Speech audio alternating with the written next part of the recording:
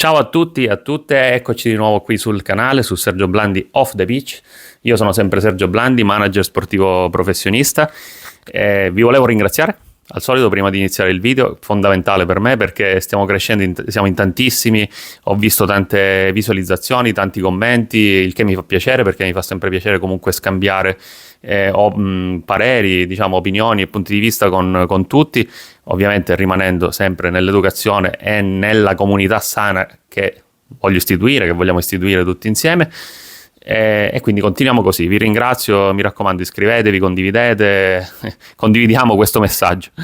Allora, venendo a noi, volevo fare, diciamo, un po', diciamo, volevo portare un po' il mio punto di vista su quelle che saranno queste due nottate infuocate, se così possiamo dire, di Champions League, di spareggi.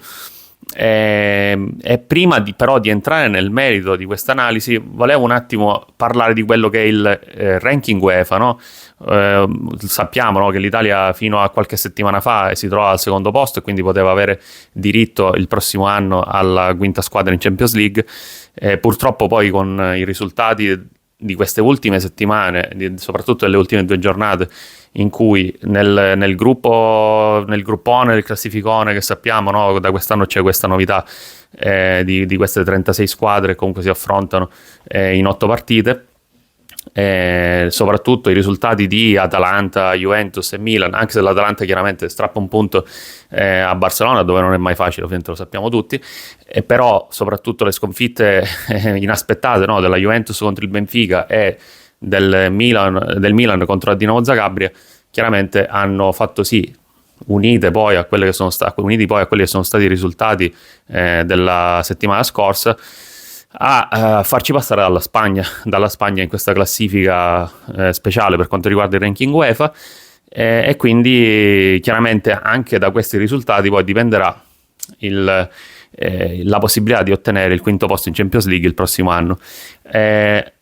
Parlando di tutto ciò, volevo giusto semplificare, volevo giusto spiegarvi un attimo in cosa consiste il ranking UEFA, come viene classificato, come viene, diciamo, determinato, e fondamentalmente dobbiamo sapere questo. Prima di tutto che esiste diciamo, un'assegnazione di punti basata su vittorie, pareggi e sconfitte. Sconfitte no, ovviamente.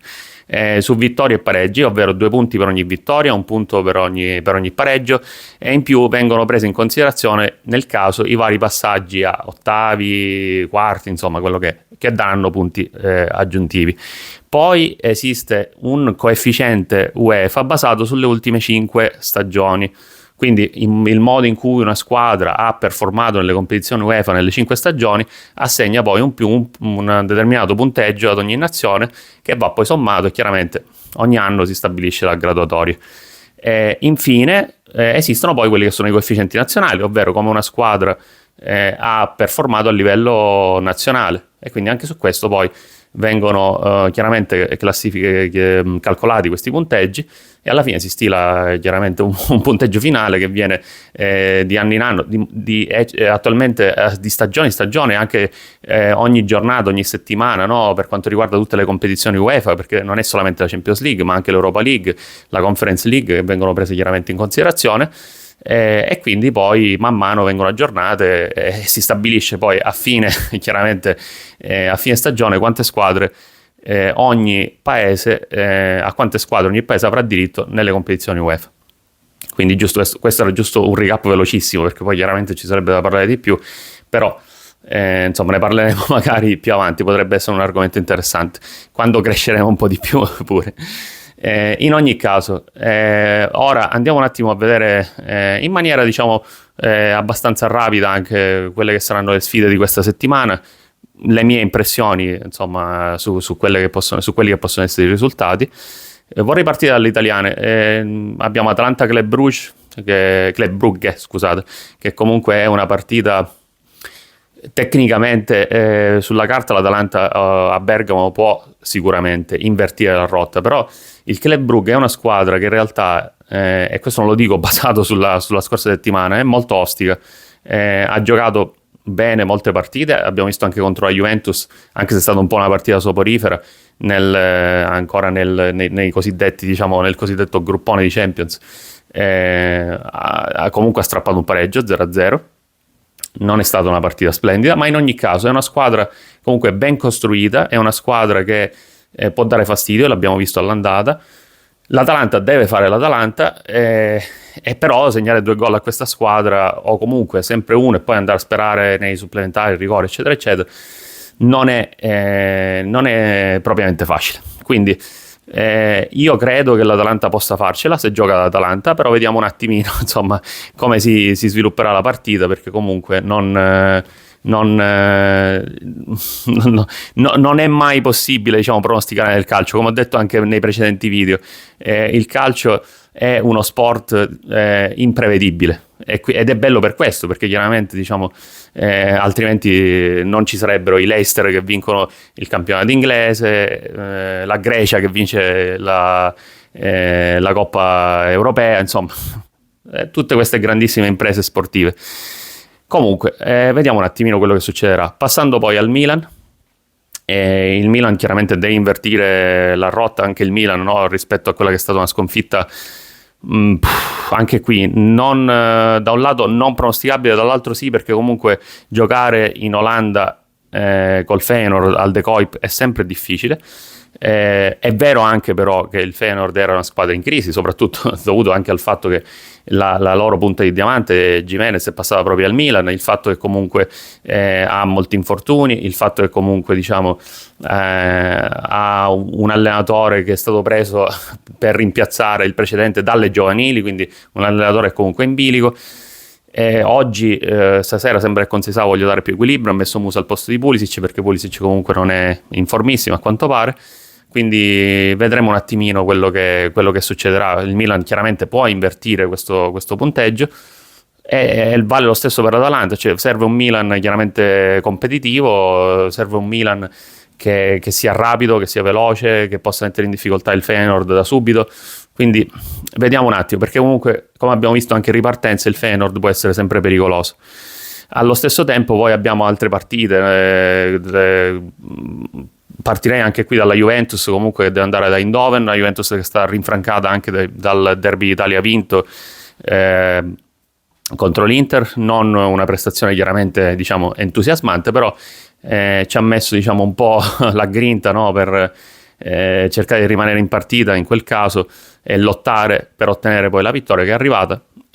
Quindi ancora una volta complimenti a loro. E qui deve stare un po' attenta, diciamo, da questo punto di vista, perché comunque giocare in Olanda, come abbiamo detto anche per il Milan, non è mai facile. Vedremo come si comporterà la squadra di Thiago Motta in questo caso. Io penso che possa farcela, però non sono così fiducioso, diciamo, se la partita non viene approcciata in maniera corretta. Molte volte la Juventus ha problemi di approccio alle partite, quindi potrebbe, diciamo, in questo caso arrivare, insomma, qualcosa di inaspettato. Mi auguro di no, chiaramente, per i miei amici juventini, però insomma, vedremo un po' quello che succederà.